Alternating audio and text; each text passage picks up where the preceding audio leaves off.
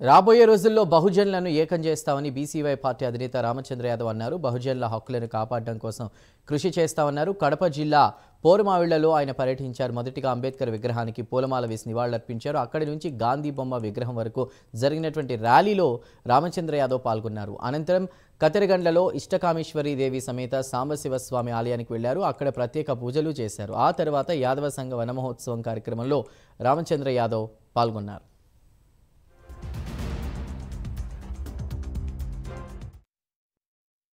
రాష్ట్ర వ్యాప్తంగా కార్తీక వన మహోత్సవ కార్యక్రమము అన్ని సామాజిక వర్గాలు ఎంతో ఘనంగా ఎంతో ఐకమత్యంగా చేస్తుండడము చాలా ఆనందంగా ఉంది.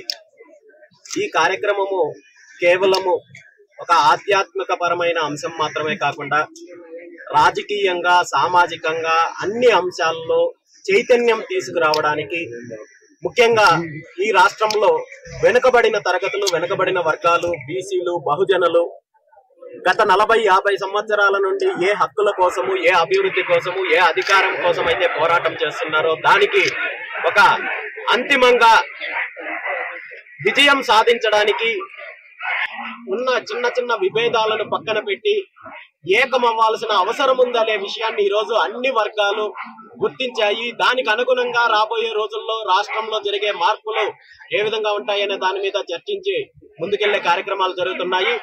ఈ కార్యక్రమాలు కేవలము ఈరోజు ఒకటో రెండో సామాజిక వర్గాలని కాదు, ఈ రాష్ట్రంలో ఉన్న బహుజనులందరూ కూడా ఐకమత్యంగా ముందుకు తీసుకెళ్లే కార్యక్రమం జరుగుతోంది. రాబోయే రోజుల్లో దీన్ని మరింత ఉధృతంగా అందరినీ ఏకం చేసి ఈ రాష్ట్రంలో ఒక ప్రత్యామ్నాయం దిశగా వెళ్లే అవకాశాన్ని, ఆ దిశగా బీసీవై పార్టీ కూడా పూర్తి స్థాయిలో ప్రయత్నం చేస్తుంది. ఈ సందర్భంగా ఈ రోజు ఈ కార్యక్రమానికి నన్ను ఆహ్వానించిన పెద్దలందరికీ